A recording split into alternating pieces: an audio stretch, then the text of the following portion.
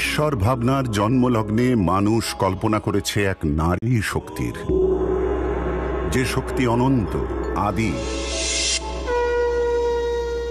যার শক্তিতেই শক্তিমান সকল দেবপুরুষ।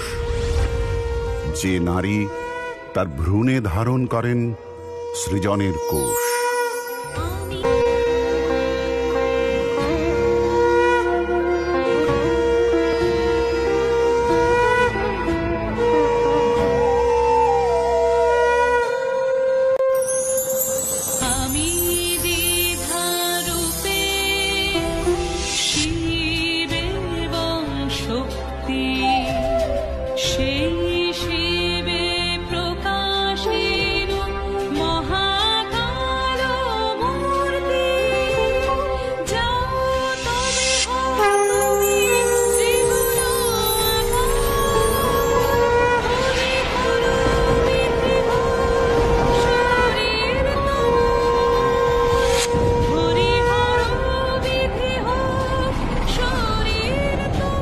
মহাকাল মহাসমুদ্রে আবির্ভূত হন